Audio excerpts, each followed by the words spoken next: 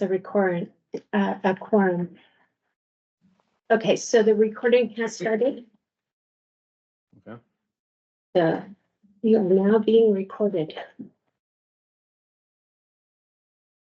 Mike has himself muted. Oh. Let's see, have him self-muted or do we have him muted?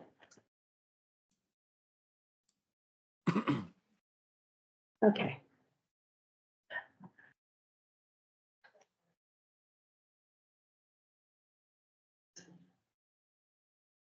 We have 4. Yeah, so we have 4 of 7. It does say Mike Guest, so it's not totally clear if that's Mike Baker. Well, that's a true statement, huh? It Where is did me. Okay. Did you? Okay. Janice rejoined. Where do you see it? Oh, Janice, there we go. Okay, All right, we have a quorum, so call a meeting to order at 12:03 p.m. Do roll call. Sarah Thompson. Here. Janice Baker. I see Here. you. Mike Baker. Tom Trotter. Here. Lonnie Rainville. Here. Doug Mendenhall. I do not see. And Michaela Hammerson. Okay. All right, Lonnie, you want to lead Pledge of Allegiance? Sure. I pledge allegiance to the flag of the United States of America and to the republic for which it stands, one nation, under God, indivisible, with liberty and justice for all.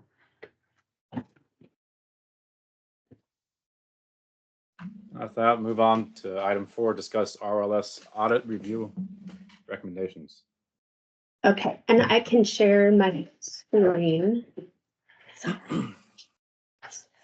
So that we actually have.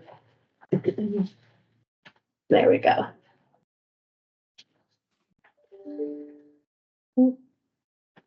Okay, so now we are sharing the screen. I think someone might be trying to join. Hold on. I You're gonna have to stop sharing it. don't think so. I think it was letting us know that we were sharing, but I can stop to see.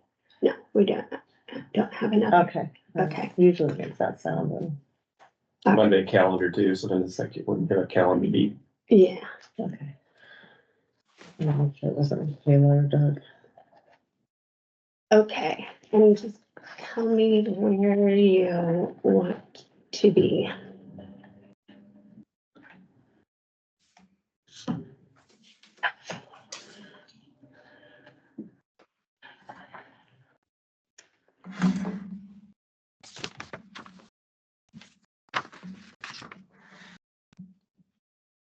So Tom, how do you want to go through this? Do you want to just go through and look at their recommendations and make our own recommendations based on theirs?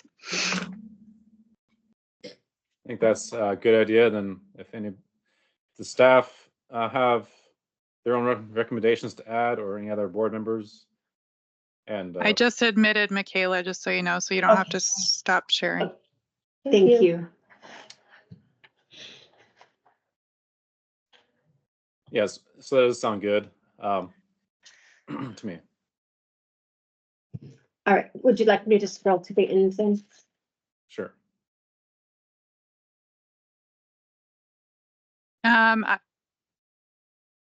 I think going through the summary of the observations, Mhm. Cheryl, at the top, so page 2, they did an observation and a recommendation. I think that's where we should start.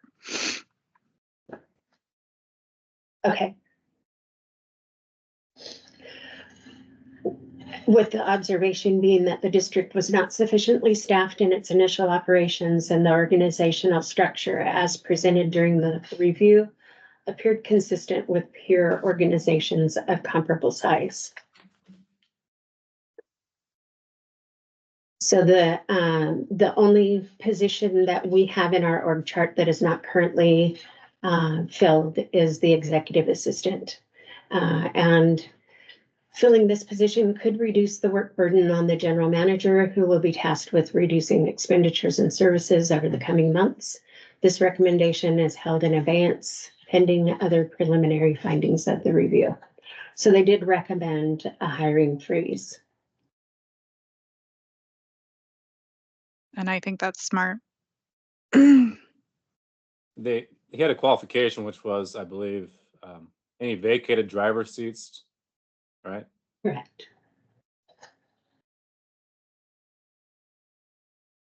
That might be also dependent on if we do end up cutting any services, obviously we wouldn't, like those would be no longer, those drivers might not be, have a position somewhere else, right?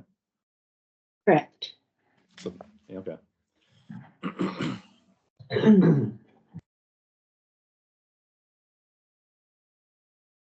Are we all in agreement with the hiring freeze?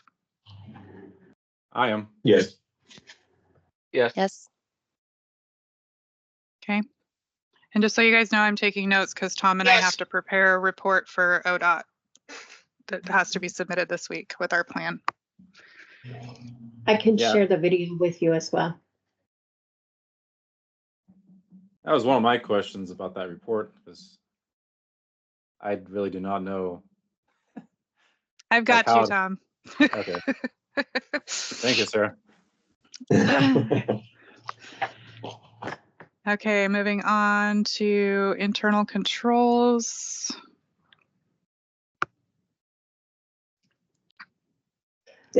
Internal controls. Oh, there Right we there. go.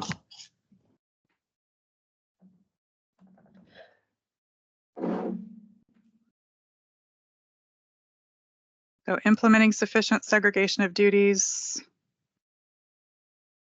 Can be Policies and challenging. procedures should be in place to implement some level of internal control. Do we have an internal control policy, Cheryl? We actually do. It's one of the things that we recently revisited with the cash handling policy within our financial policy.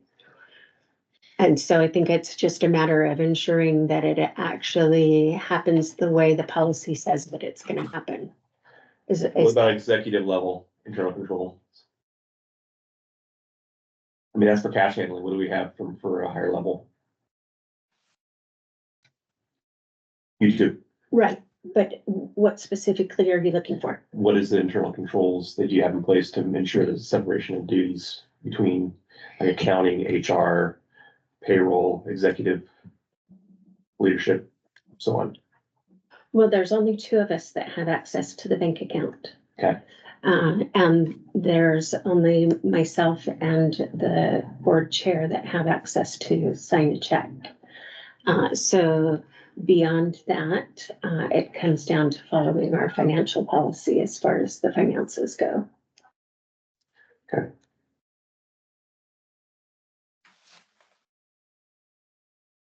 Cheryl, can you email, just so I have it at the top of my email, that policy?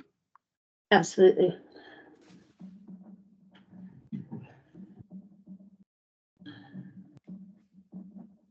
If it's not in the handbook, could I get it also too, so when I look to review the handbook, I could include it, because I don't think I've seen. I think that yes, absolutely. I will get that too.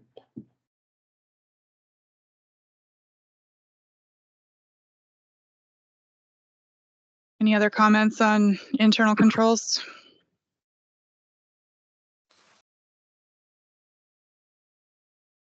Okay, financial management systems.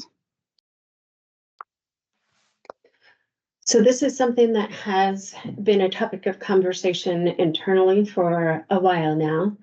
And the review concurs that QuickBooks is not adequate for the requirements that we have, but they also acknowledge that it would be very difficult to make the transition. It includes a lot of time, energy, and man hours for both IT support and for the finance department, the one-man show of Sherry. So they recommend that we wait to implement, acquire and implement a new software. I think we need to have an implementation plan though, that we include with our report to ODOT. So Yes. we probably need to discuss our timeline on that and maybe break down what those man hours are and possibly a cost. Yep, I can email the quote that we recently received for one of the ones that we were looking at. So one of the things that I mean, these systems are not cheap, and if we're already in a financial situation, I mean, I see that there is a drastic need to have a software package specific to our transit district. But when you're dealing with an issue of financial concern, that's a very different thing. Are there grants or does ODOT have funding that'll help us implement a new system? And until that is solidified, I think we put a plan in place. I think Sarah's observation is great. We need to have a plan and a path forward. Part of that should be on the front end, securing and funding for the implementation of a IT package. I agree, and there are grants that we could apply for at the beginning of next year. The cycle has just passed that we could have applied this year. But the grants that were just recently opened up and closed on the 12th were not really targeted for technical assistance or And I think when, They said on Becky and hold I- for 2 to 3 years at the last, because of, to get us through this before we have to try to switch everything over. right. But if we can't apply until next year and then it doesn't get awarded until the following July, and then there's a procurement process, we would be in alignment with that 2 It's a 2 year. to 3 years. and the company that we got the quote from said that it would be a year implementation. To get everything To switched get everything over. switched And the over. quote is the initial quote. Like, I actually, at the end of the month, have a follow-up with them, because there are a lot of things on that quote that we do not need, and it will lower the price. It's currently at 88,000. Other modules. that you have. Yes. But it is what other transit agencies use. It is directed towards grant accounting. Like I said, we have another demo at the end of the month. I had it scheduled before all this happened. I'm going to go forward with it to get a little more of a hard number. However, there is a monthly cost with it on top of the initial price. So that's where everything kind of comes in. So would the board be comfortable with a 5-year timeline of implementation? I'd like to see possibly a 3-year if possible. 3-year? Okay. Is that a subscription software or is it a one-time cost? Yes. It's a Yes, but- subscription. There's a setup fee up front, and then there's a subscription. Service and maintenance agreements. Mhm. Yeah.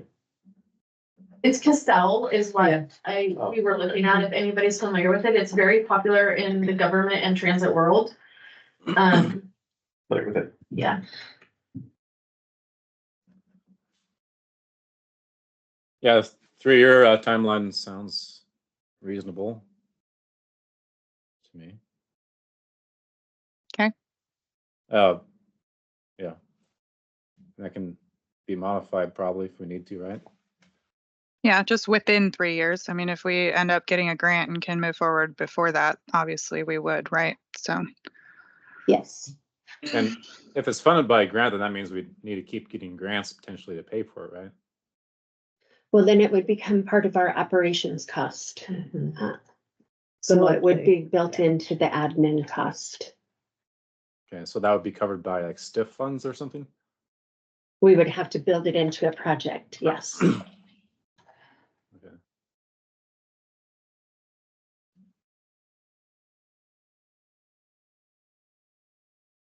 okay, single audits. So this, of course, as you know, well, some of you know because you've been here through the history of it, some of you being new.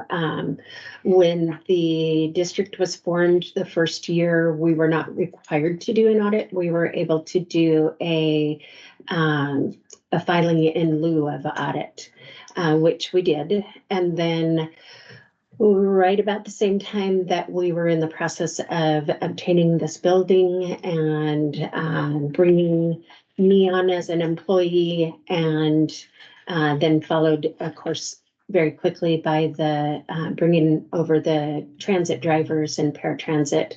That time frame is when we went out for the RFP for the auditors. Once that process was complete and we selected the auditors, we were well into the 2020 challenges. And the start of the very first audit was significantly delayed just by all of those things. And then when Sherry came on board, she helped walk through. We were in the midst of that first audit, but she helped us walk through the rest of it and got very familiar with our accounting system, helped move that QuickBooks over that was originally started with our accountant and moved it into what we currently have today. And she's been working on that with the auditors ever since. As a result, though, the observations regarding the audits are all in hindsight. So by the time that we started into the second audit, a lot of the corrections had already been implemented. However, they still showed up in the second audit because they had not been corrected prior to the completion of that year. And then there again this last time, and now we are in a spot where the auditors do not anticipate our audit being complete by the end of March, which is the requirement, which is a lot of what he is addressing here. So we have made significant progress in remedying everything that was on the first and second audit. The third audit only had 4 findings, but they were repeat findings, and they are partially caused by our accounting process being in QuickBooks. Want to go outside? Pardon?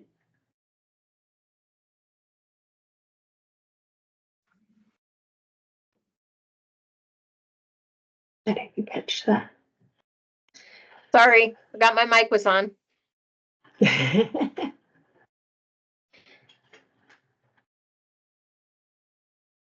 What's the timeline for our 23 audit? Do you know when that's gonna be finished? They've been requesting information and we've been sending them information since June. I mean, they've been working on it, but I don't think that they're anticipating it being done. Well, and Sherry has been very proactive, and she has provided them the reports that she knows that they're gonna need on a regular basis. She provides it before the end of the fiscal year. So they've had a lot of what they need to start before the fiscal year even ended. So she's done a really good job at that. I think the auditor alluded to that they only had like maybe 8 single audits a couple of years ago, and now they have like 28. Yes. So, and the lack of auditors in the state of Oregon, I think, is playing a part in that as well. They're not waiting for anything from us, I guess, is the bottom line. We're just waiting for them to complete. But they haven't provided us a date. So there's nothing really we could do on our end to fix No. that. Okay. And I think he notes that here in the findings. Well, no, he does not. Just mentioned, I think, on the down below. I think it's in the summary, Oh, right but here. we'll get there. Yeah. 2023 will be made as well. Yes.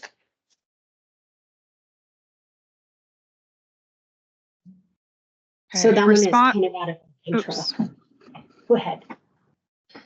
I was just going to response to single audit findings is our next topic. Back up on page 3, the bottom.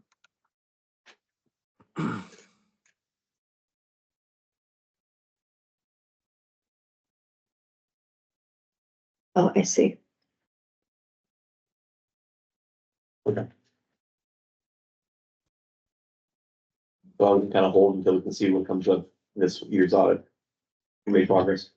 Right. Right, and with the 4 findings that we have from the previous audit, we can revisit those. Sherry and I can provide information to you that states how we are resolving those. You'll send me those, Cheryl? I will.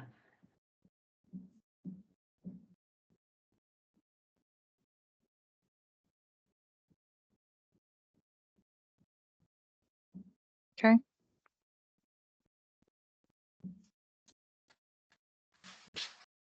Are you ready for the next one? Yep.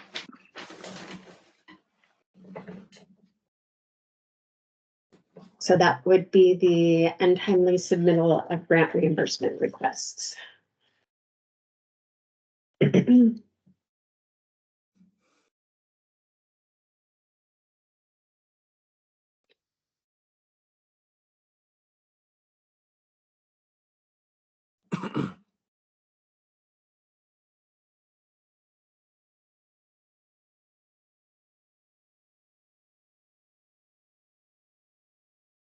So I mean, honestly, I think we need more information on they state that the reports we are submitting, while not on time, are also not accurate and not drawn from the general ledger, which is concerning.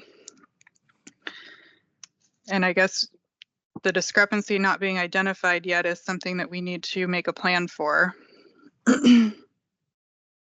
So not being drawn from the general ledger results from not having a prudent reserve.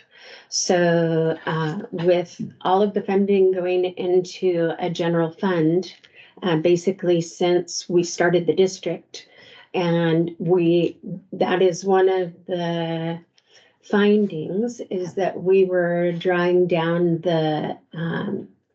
the funds that were taken from each grant reimbursement. We were doing that on an Excel spreadsheet instead of from the general ledger within QuickBooks. And then Sherry, I believe, now has that set up to where we could do that.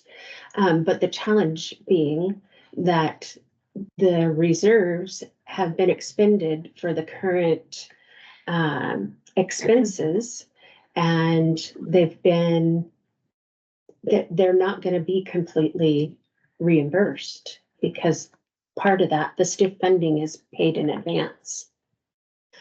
So there's a lot to this. So I have in QuickBooks, I have job codes that coincide with all of our grant numbers.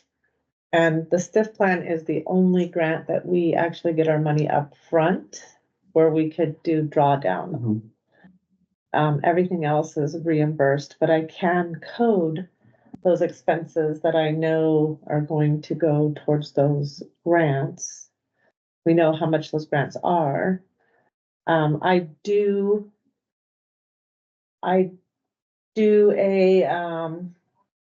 P&L when we do quarterlies, and I export them from QuickBooks to help us do the reports. But there is still a spreadsheet that they feed into. I know this will come when we get the software package, but in all reality, everything should be tracked through an accounting software and pulled from the general ledger. That there shouldn't be any outside tracking. I don't say manipulation of numbers, but there shouldn't be anything outside of what is being in your accounting software. That's happening. It creates these potential issues. So I don't know if there's a way that we can push that now with what you're using and just use the I guess QuickBooks to generate these reports. If it's not in the system, it should be put into the system, and that way the system is actually tracking it. It's already in the system. So then this can be resolved. It can be resolved.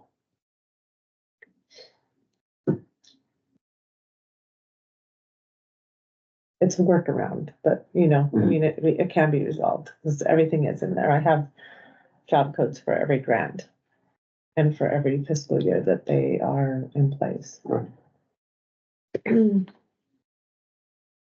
Jennifer has her hand up. Jennifer, sorry. I think you also want to put down something on this one, just on how you are actually going to get your grant reimbursement request submitted in timely fashion. So that really needs to be highlighted. That was my next question. Okay, thank you. Well, again, if it's all being pulled from the general ledger, it should be able at the end of the quarter, pull the report, the numbers are gonna be in there. It should be able to be loaded to the, what's the system you uploaded to? Optus. It shouldn't be a delay. And you wanna do obviously a review, but these things shouldn't take that long.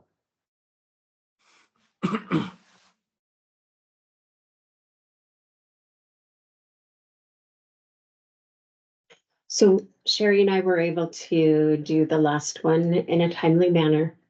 And I believe if we follow that same path of travel going forward, that we will be able to get them submitted in a timely manner.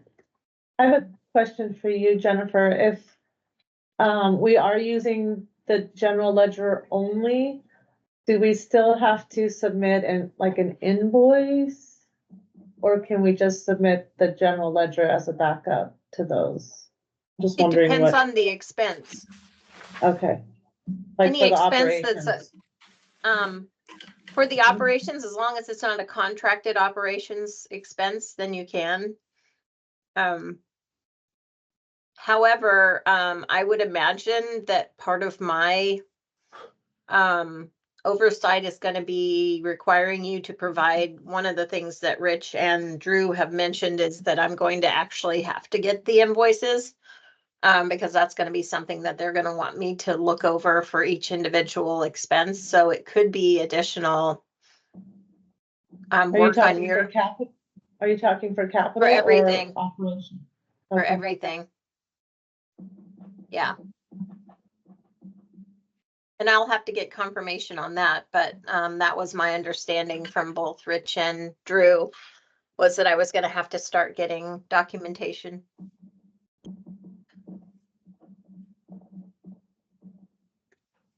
QuickBooks have a note line in there that you can make notes on your expenditures. By doing that, that'll help you with this, so you'll have it documented what that transaction was for, what that purchase for, so. I have notes in there. Yeah, so- Anytime I put an invoice in, I Yeah. have a note. So if you can print those notes out, that'll help with that, I'm sure.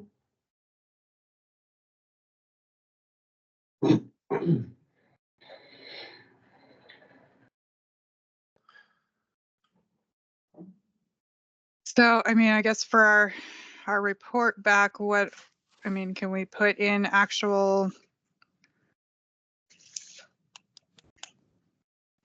I would list the steps that you're taking to get whatever you guys did last time to get it done in Yeah. a timely fashion. That's what I would list. Okay. And then also what you would do, as far as it says there's substantial differences between the agency and ODOT reported balances. It sounded to me like there were some of your STIF reports from past that possibly could have the wrong numbers entered because those STIF funds are gone. So if you utilized them for operations, then that needs to be denoted in those reports so that because what ODOT is showing you guys should have in the bank is much different than what you actually have in the bank, because we have what you reported. If you spent those funds on something different, it needs to be reported in Optus. Jennifer, is that something where you have to reopen those reports for that time frame? Or We is that will. something, okay, Yeah, we'll have to reopen them, and you have to do them in order. So if you modify something, you need to modify something back to 2018. We'll have to open all of those, and then you just start backtracking through time. Start with the oldest and work your way forward. and Jennifer, isn't this something that Drew was talking about that he could help with? Is that correct? Probably, yeah, I'm assuming. So I would think in our plan going forward, we would want to ensure that Drew gets with Cheryl and Sherry and works backwards through our books to figure out when that discrepancy started and how we can correct it. And get the accurate information entered into the report. Yes. It'd almost be a quarter by quarter reconciling, I would think. Mhm.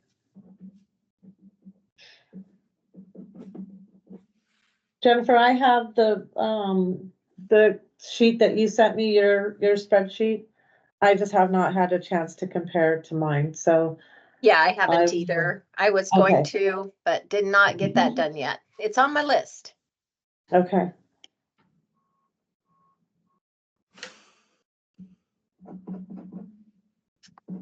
I can put that on my priority list of things to do this week so that we can start getting Look an at it. idea. Yeah, Mhm. sounds good.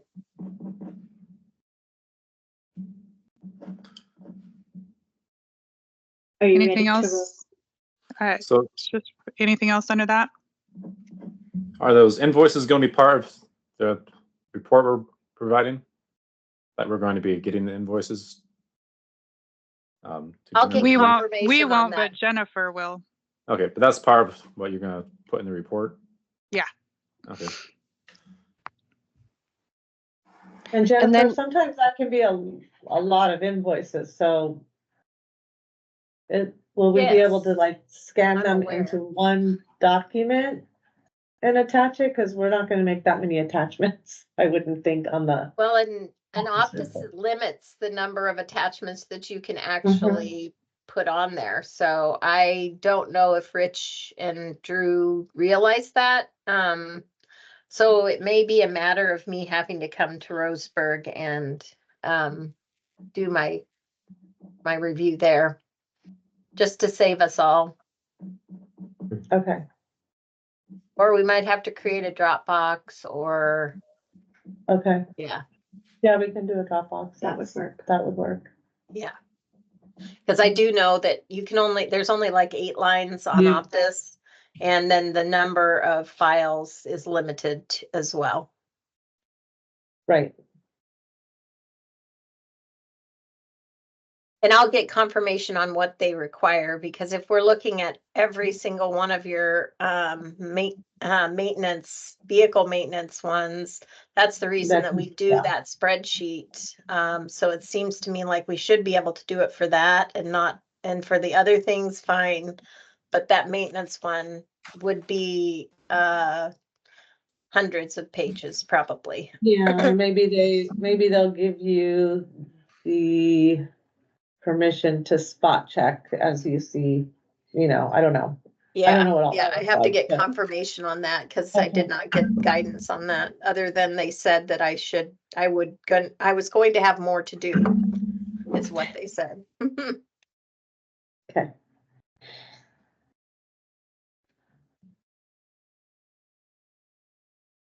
Okay. Cash flow analysis is next.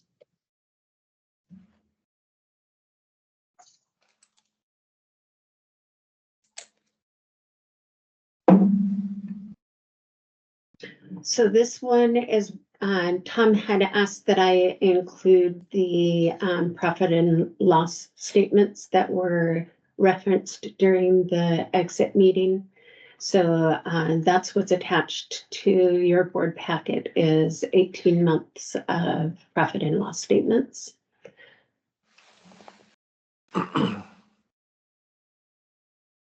That'll probably be something we'll be getting at future meetings, right? Instead of Yes. line by item, line by line. Yes. Okay. You'll still get your fiscal report, but they have asked that we provide a couple of reports for you, one being the profit and loss and one being a trending statement that Sherry could put together. I think you mentioned a variance report, which I've done, so, I guess we can, at the next board meeting, I can present something and see what you guys think about it. What is a variance report? A variance report is, so if you think about the financial statement and how it's laid out, you have your current month, your Year year to to date. date, right, and then you have your budgeted, and then we talk about where we are in regards to the budget. A variance report goes a little bit further and where I usually ask you guys questions, do you have a question regarding any of what you're looking at, and we give you the option? The variance report, it would just mean that I would go in and anything that is wonky and not in line with the budget. Generally, there's like a rule, usually it's like $500 for a month, expenditures, or a like a $5,000 out of whack on the year to date. So anything, say, over $500 for the month where we're over, I would give an explanation of what happened that month and why we're over. Okay. And year to date, I would give anything that's over by $5,000, I would give an explanation. So I can put that together and you guys can take a look at that. Good idea. Okay.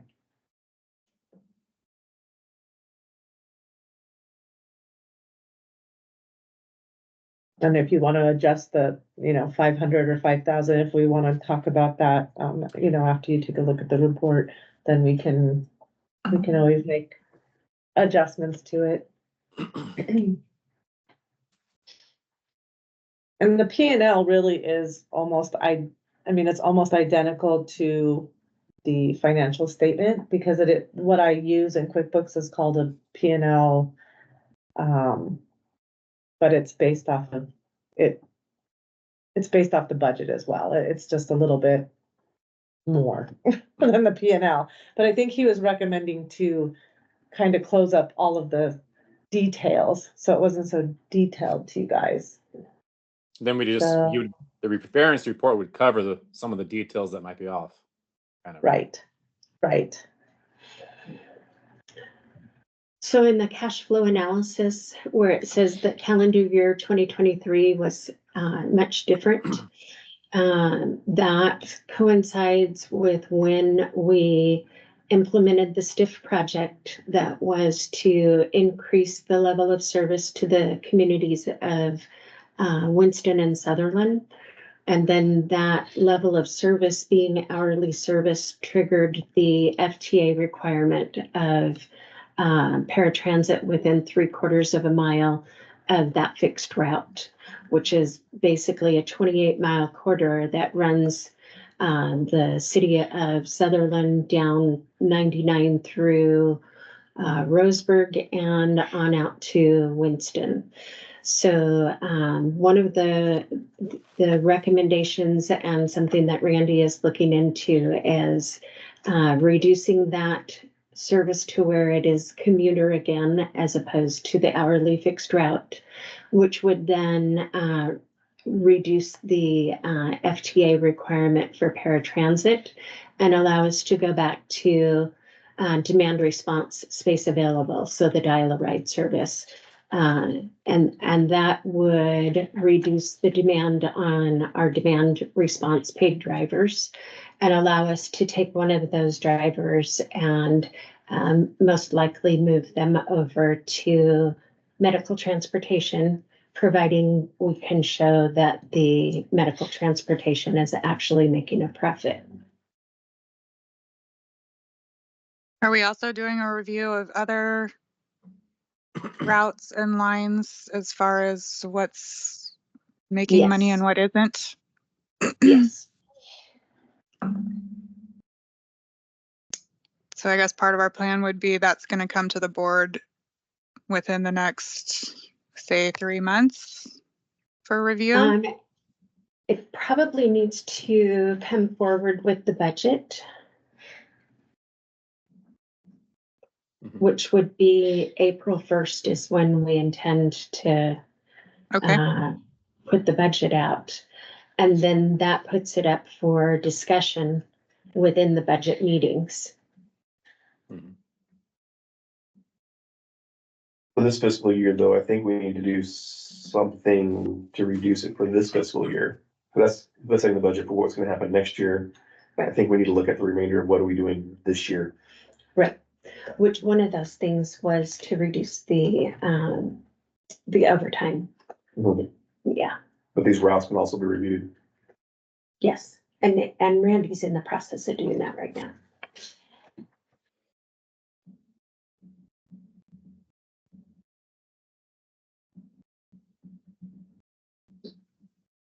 Cheryl, do we currently have anything in place right now that the board is the approver of implementing new service or expansion? I don't know that there's actually a process where the board has approved it, but it's been a discussion every time that we've made a change to service. With the STIF plan and being able to implement this project or that project is something that we've always brought in front of the board.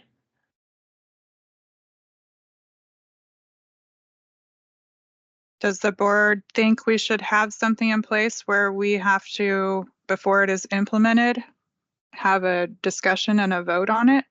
And have management bring us the revenue Mhm.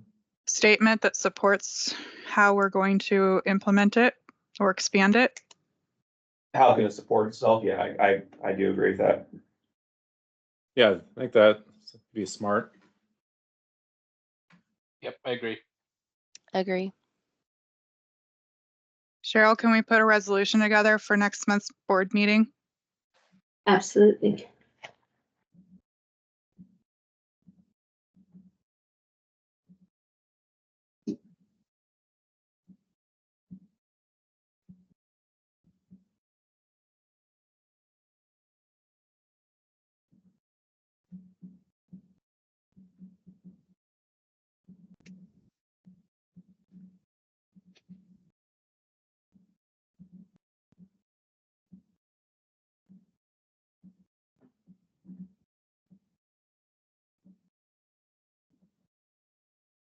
Anything else on there that anybody has feedback on?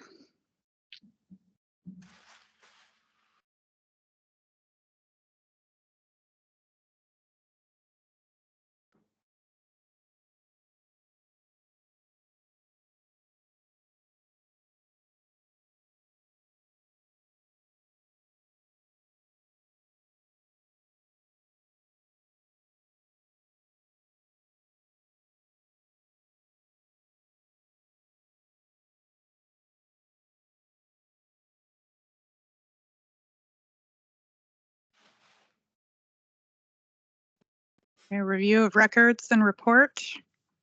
I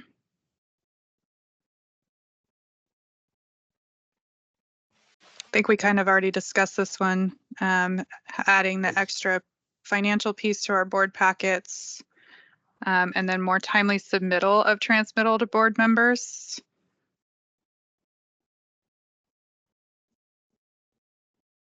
What does that look like to you? I know, didn't they mention that, was it, I don't know if it's just transit districts, but it was common for it to be 7 days prior or something, or like the week prior? 7 to 10, yeah, is the general standard. So with our board meetings being held on the second Monday, if the first falls on Monday, like it does for April, then there are 8 days, 5 of them being working days between the end of the month and the board meeting, which makes it much more difficult to meet that timeline. Is there a way we can slide it to the third Monday? Is there a reason why we couldn't slide it a week to provide that additional time for reporting? There's not, that's something that would Why- need to happen in the board meeting. Why in a wouldn't you just, regular- why wouldn't you just start the packet earlier? There's gonna be some pieces, especially the financial piece, that if the first falls on Monday and that's the first Monday, and that's when you want everything to be due, that I won't be able to reconcile the bank accounts and do everything until I can go online and get the bank statement. There are months, especially, I've experienced this as well in other areas.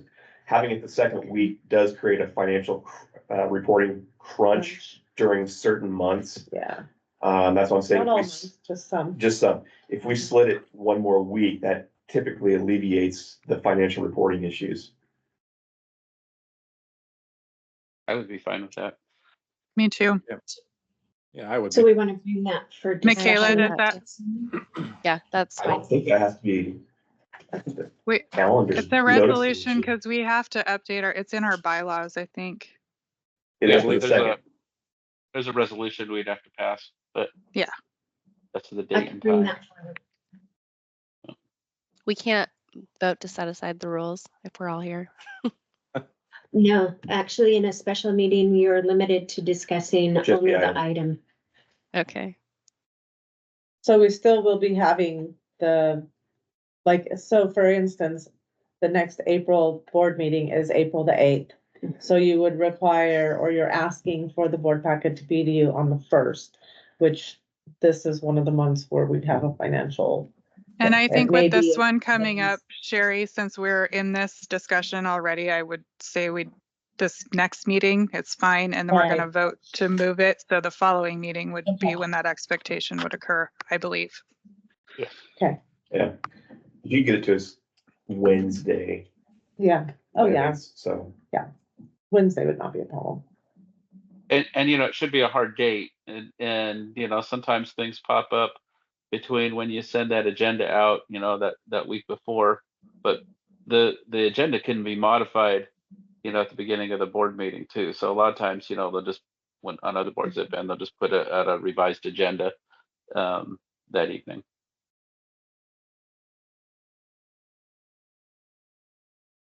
Doesn't happen often, but it happens once in a while.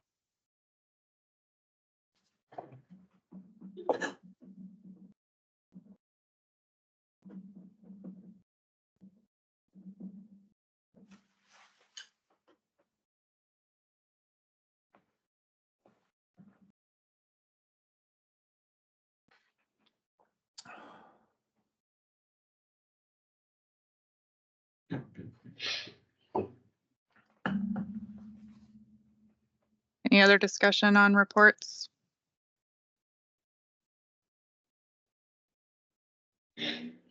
Okay, liquidity analysis.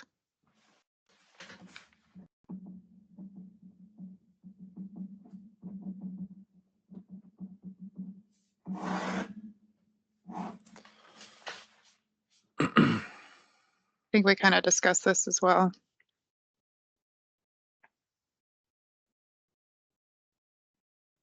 So I guess the only thing we didn't discuss in the earlier conversation was the summary of the net position. Sherry, is that something that's readily available? Yeah. Yes. I mean, the P&L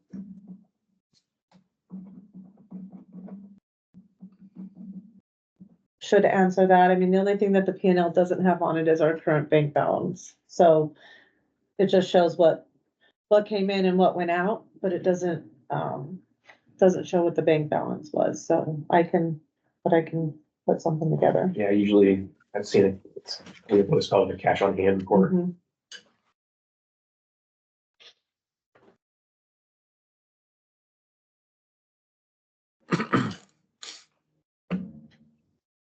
So this really also speaks to the fact that virtually everything that we've had since we started the district has already been allocated to a project by the time it hit our bank account. So this is also something that we were speaking to in the conversations about cash reserve, having a prudent reserve, which we had recently discussed in our meetings.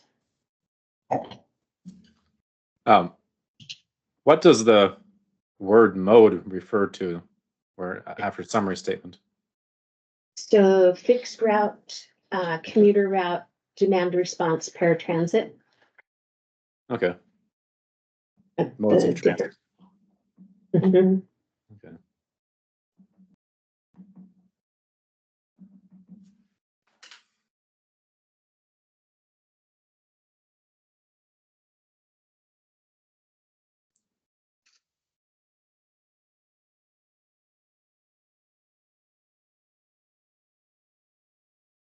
Any other questions on that one?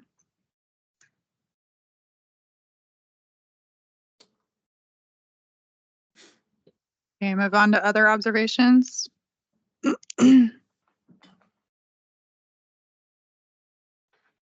Improve internal communication.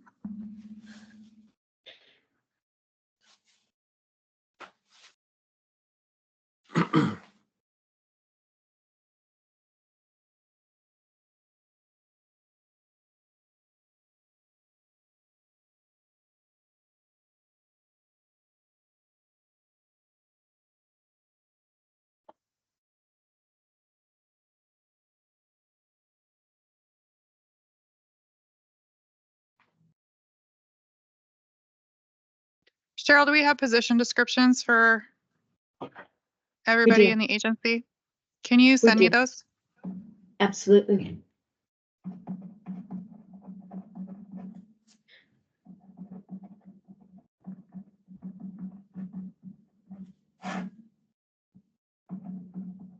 Or I guess Becky or whoever is housing those. I'm sorry, I just got back in the room. What is she wanting? Job descriptions. Okay, Position descriptions. for which positions? All or? Management. Management, please. Oh, okay. Cheryl says she has them and she'll get them to you. You have them too. Just so you know, you have them too. Yeah.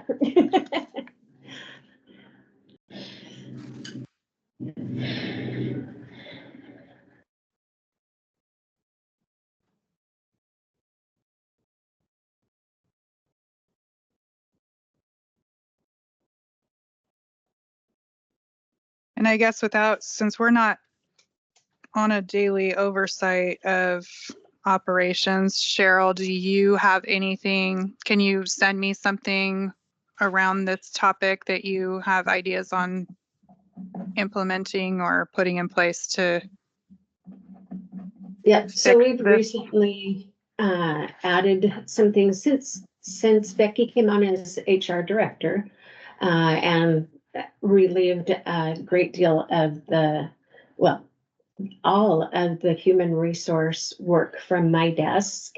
It has opened us up time to be able to have regular staff meetings, which we've been doing since November. So we can absolutely do them more often if folks are not feeling that information is communicated. But I also have an open door policy where if they have any questions, they can absolutely come and speak to me directly as well. But yes, I will put this all into writing for you. Thank you.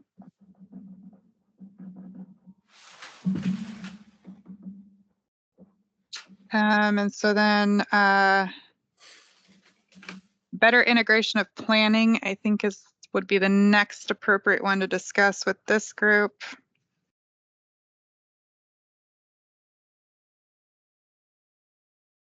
Up a little bit. Bottom of page 7. There you go. There we go. I think this is the resolution about having routes brought to the board for review and having the analysis done on the profitability, sustainability of each route, I think will help with this one. I think by doing that planning and that work will help with this, hopefully.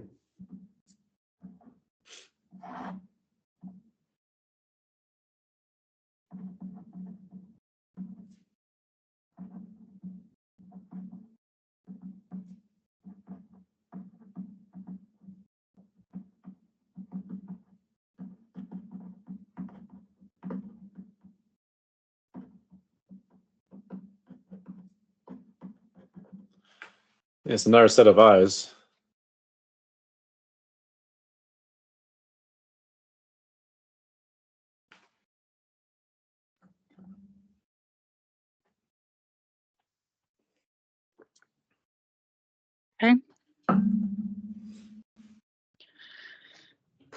So action plan.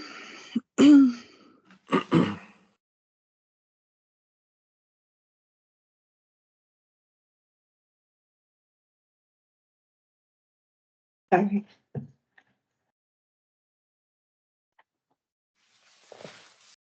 There we go.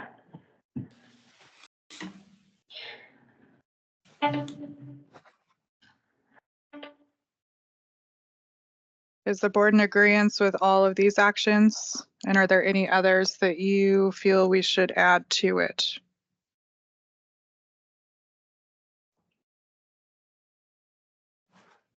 Well, they didn't bring up the possibility for fare changes. I don't know if that would impact. Fair the- changes.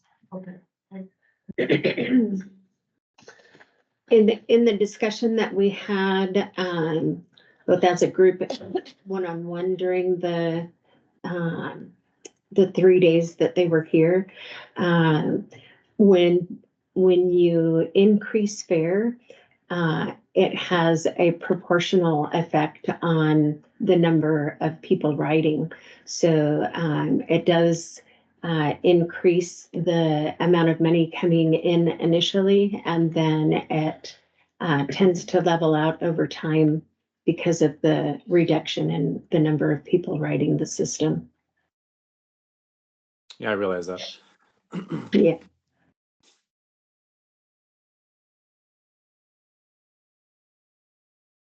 I know TriMet increased fares. I think it was last year. But that was something that it took a while to approve, and there was a lot of discussion on it. I don't know how that affected their ridership, but yeah.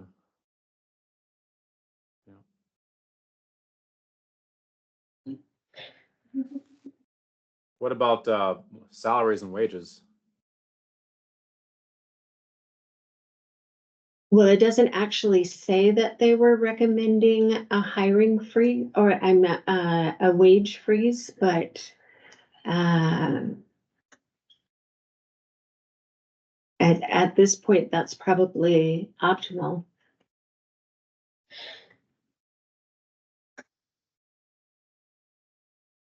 Yeah, anything we can do. I mean, Mhm.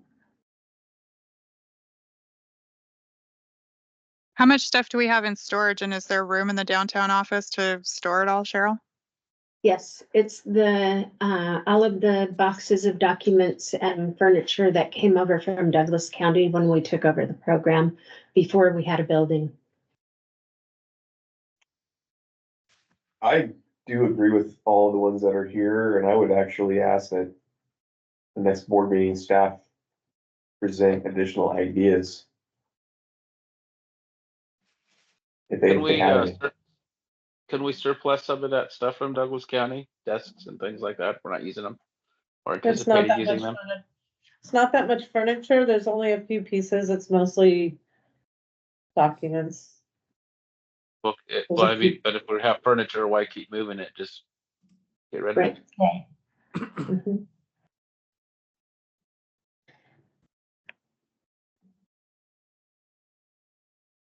So some of the additional recommendations that we had made as staff, as the obvious cuts would be Christmas party, company picnic, things of that nature that we had typically used medical transportation funds to cover because they're not covered and it's not something you can expend federal grants on. But that makes a pretty minimal dent. But as we go through that budget process through the rest of this week, we should be able to come up with some cuts there. Do they list a target number, what we're trying to get ourselves I to? was just about to ask that. I don't think that it's listed. I didn't see it on the agenda. Target number either. 28,000 per quarter. No, that's just overtime That's payment. just overtime. Gotcha. Okay, well, I know from our recent budget meeting here internally, that number is between $700,000 and $900,000 For the year. for the year. That's a lot more than 28,000 though. That's how That much was we need just to save. overtime, Mike. I know, but that's, oh, I thought that's what you're saying. It was 700,000. It's 20,000 for the year. Yeah, gotcha. Okay. Just So for we- overtime. The target you're is saying- what, 700 to 900,000? Yes, do you recall the? It's about 750,000, I believe. That's in reductions. Can you clarify what that amount is? That's how much we need to reduce? Is that what you're Yes. saying? Okay. Yes, And- to present a balanced budget. So I recently started entering in all the numbers into the new budget. And with the current federal awards that we have and the STIF plan money. And then if I use expenses that are more in line with actual expenses and projected out, we are in the red, 750,000. So we've got to cut it back. And that's So- removing any anomalies that were, one-time deals. So we need to cut expenditures, but I mean, do we have any plans to maybe increase our revenues to sort of offset some of that? I mean, what ideas are we looking at in terms of, I mean, are we consistently collecting a reasonable fare for travel? I mean, is there any ability there to look at generating additional revenue or, I don't know, creating routes that would generate additional revenue?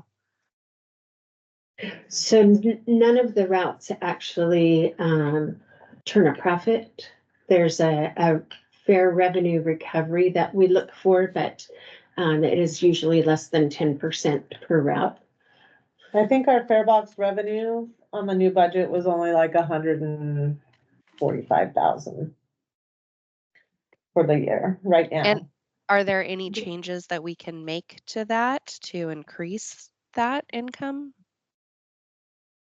The income that we've actually been looking at is the medical transportation volunteers. They're the piece that really increases the revenue. Oh, yeah. So, yeah, didn't they mention at that exit meeting that it's more profitable if we can and get a contractor to fulfill that service, right? Like Mercy Express used to do? Or something along those lines? Oh, if we had contract revenues, so if we say had a contract with Sunrise Enterprises to transport their developmentally disabled clients, that is generally a contract that a type of contract that would create income. But we really don't have a whole lot of opportunity for those kinds of contracts here is the other piece of that.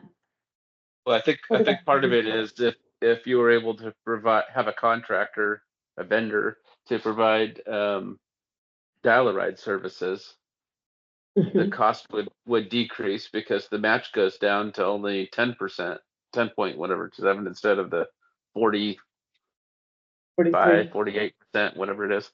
Right? Yes, That would save us quite a bit of money. it would. Didn't it increase the cost last year when we lost Mercy Express? It did. Yeah. But we'd have to do an RFP for that, right? And last time Yes. there was only one person, like what, 2 people were interested and one Mercy was the only one that got back to us or something? Yes, there was only one qualified response. That doesn't mean that there won't be other ones, but You say it may be worthwhile to look at that option again. Mhm. What about contracts with the cities and stuff again? Was that an option? Oh, yes, that is another option that I'll be looking into. So, what Sherry said was the contracts with cities. So when we went into the STIF funding and created the district, the majority of the cities, looked at that as the opportunity to no longer need to provide a contribution And what the reviewers highly recommended is that we revisit that. I know that City of Myrtle Creek has offered to enter into a contract with us. And I can reach out to the other cities, City of Roseburg, Winston, Sutherland, Yeah. Riddle and Canyonville, and we can attempt to put those contracts back in place. Wasn't Winston in the news like last year for having some pretty serious budgeting problems himself? That's Well- entirely possible, but we can start small and work forward. I say municipalities right now with the way that they're being funded, especially the small cities, are extremely tight. So, Yeah. Cheryl, do we have contracts on our radio advertising? Did we enter into contracts on those? So I actually have a meeting scheduled with the gentleman that manages our contract, and the intent of that meeting is to either no longer advertise or severely limit the amount of advertising. And that would make a big chunk out of that 750,000. It would. mhm.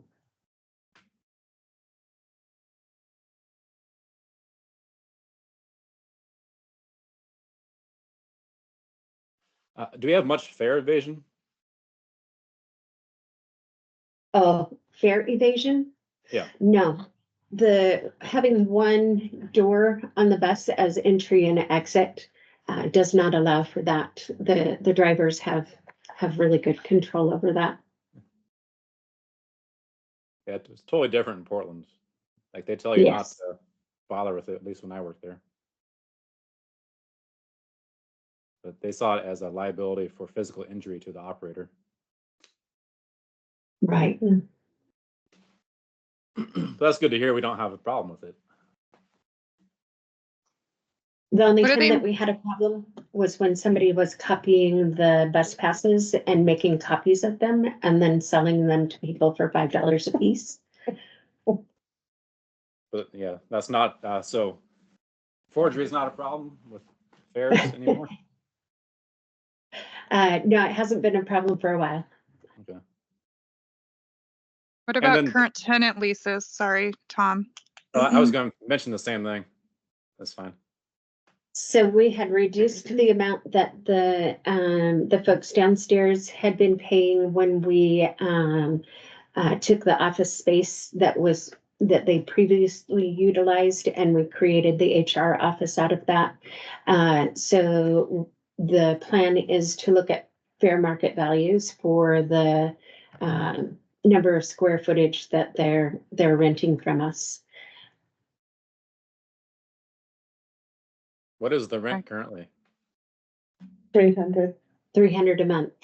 That's reduced from the 500 a month that they were paying, but that was also written into the lease agreement at the time of the purchase of the building. And so we still have until, I believe it is October. I'll have to take a look for sure to see. It's cheap, Yes, 500 is cheap. yes. Do we Yeah, own we'll want to building look down- at it in time because there are rules and laws that Yes. apply to rent increase notices for commercial rentals. Okay. What's our foot traffic into that building? Downtown office? Well, it's significant. The number of passes that are sold out of that office. That's like but what's the foot traffic? Are people physically actually going into the building? I'm not sure. I'd have to talk to Cindy and ask.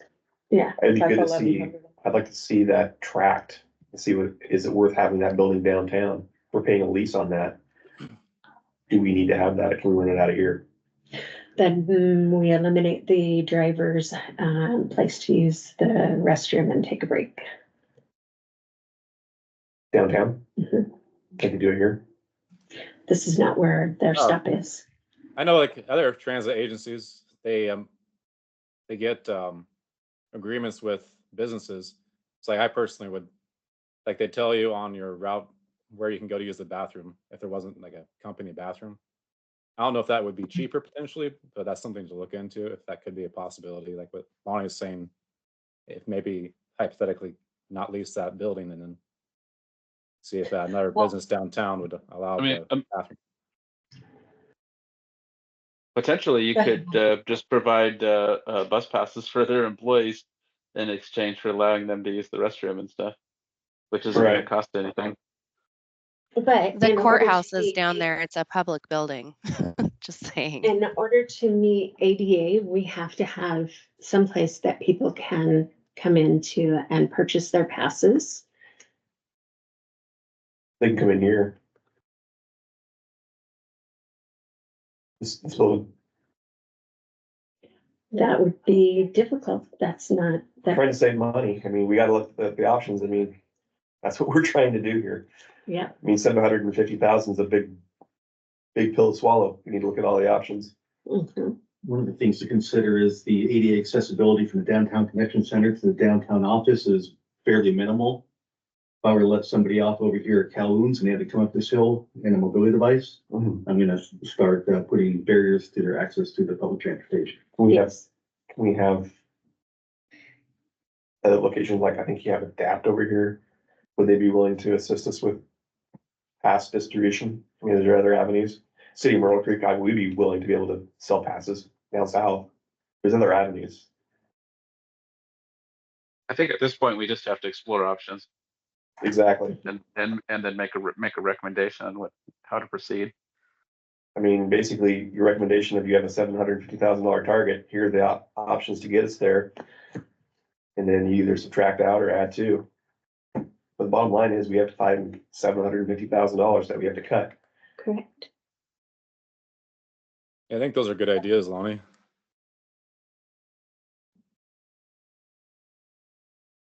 I imagine community partners would be, they'd probably be happy to help if that means that service, continues or might not be reduced as much.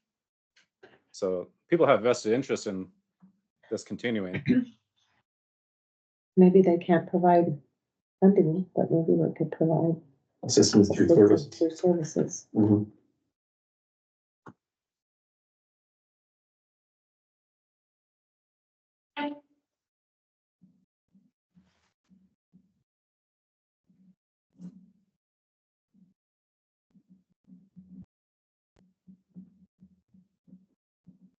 Okay, any other comments on that?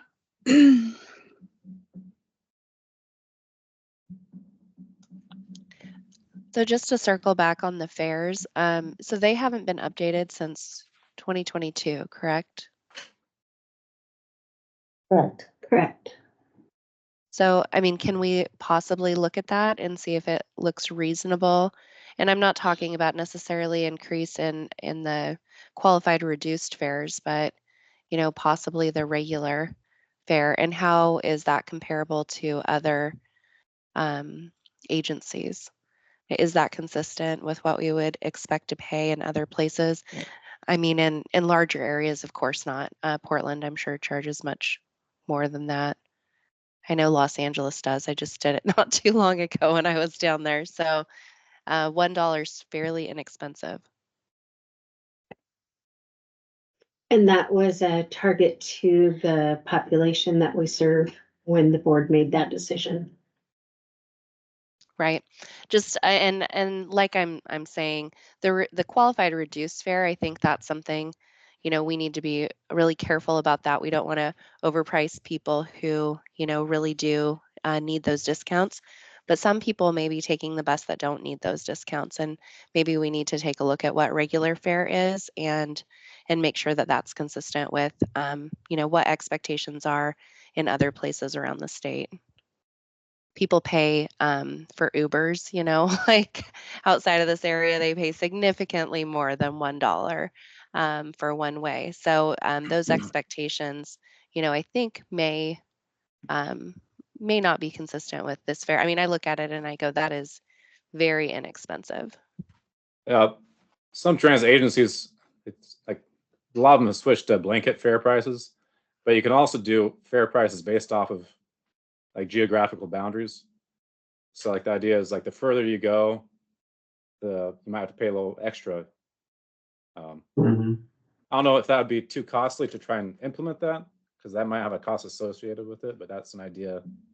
So like if you're just gonna ride around in whatever city you're in, like Myrtle Creek or something, if you want to go intercity, that could be a different price potentially. You also want to look at ridership, what that does. Yeah, so it could be expensive to even raise fares just from the standpoint, because you might have to do surveys, right, to figure out if that is Yes. feasible. Surveys and public involvement. It's like, what would there be the cost associated with figuring out whether fare changes are feasible versus just keeping it as it is? That's a concern. Well, if we're bringing in, didn't you say $100,000 for fares and we increase from $1 to $2, what does that do to our Doubles it. income? Right. Yeah, 280,000. I don't think it doubles it, because my guess is your ridership would go down. Make it half that, maybe. It was, yeah. How long had it been at that previous fair? I believe since like 2013, somewhere in there, 2012 maybe. I believe the maybe- fares we have now have been cut in half, right? Like that's half of what it used to be. Wasn't that part of a STIF project though? That we did that because we had it in a project to reduce fare? So we do have a minimal project to reduce fare for kids ride free program. Okay. Mhm. I mean, it could be something to look into and then have more information at the next meeting, possibly. I don't know what other people Yes. think.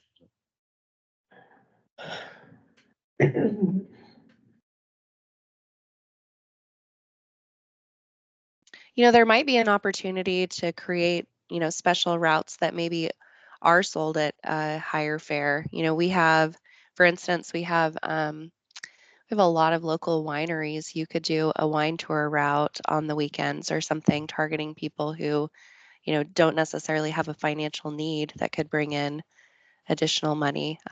Fun sort of tours or something like that. Yes, I can look into the rules around those things.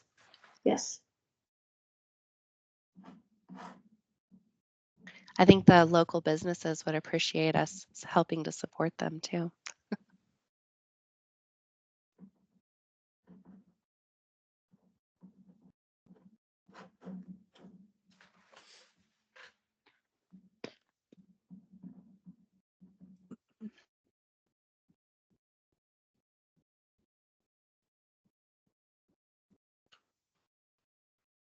Okay, I think I have what I need for the report. I believe we're gonna have to take a vote on it once it's complete.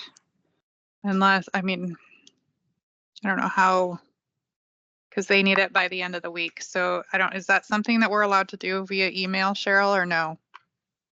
I don't think so. We could set up just a quick Zoom call or, to Yep. do a quick vote. I wouldn't take like 10 minutes. Okay, so I'm supposed to have this to them by Friday, so can we set something up for like Thursday? I guess, Tom, you have to call it, Tom. I'm sorry, I Yeah, basically took Thursday over your works. meeting. No, I mean, Sarah, I greatly appreciate it. I am you have so much more knowledge on this stuff than me. I really appreciate it. Thursday works for me. If it's during my working hours, I'd probably have to just call over the phone. Oh, shoot. Otherwise, I can't. I'm in meetings from 8 to 4 on Thursday, so it'd have to be after 4 for me. I mean, that's fine for me. I'm just saying I wouldn't I couldn't attend like I'm attending now. It'd be over my phone, and it might be hard to hear me just because my phone's not very good. but yeah, it probably work out. So if Sarah were to send for a vote, you're right. Never mind. So yeah, I mean, When's your Sarah, when's your report due? By Friday, What time on Friday? Just end of day? end of day. Could you send your report out like on Thursday and maybe we have a first thing Friday morning? Meeting? Yeah, it'd have to be after 9. After 9 Friday works for me. I can do it 9:30. Mike, do you have Okay. anything after the manager meeting on Friday? I think I'm okay.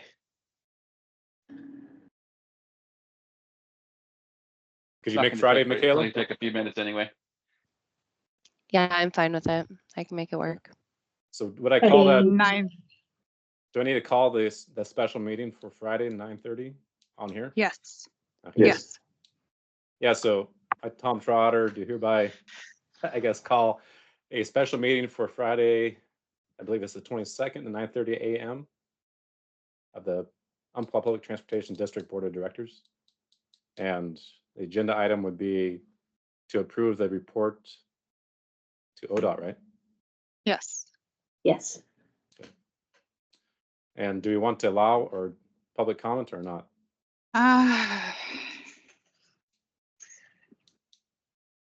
No, No, I Let's don't say- think so. It's more internal. Okay, so no, I would say it's not allow public comment. You're welcome to Okay. attend.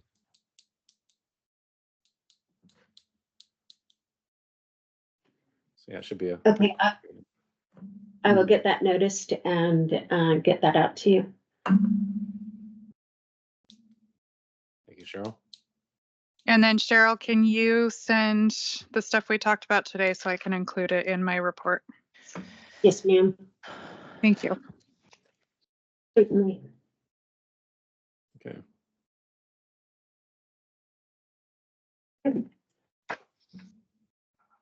Anything else?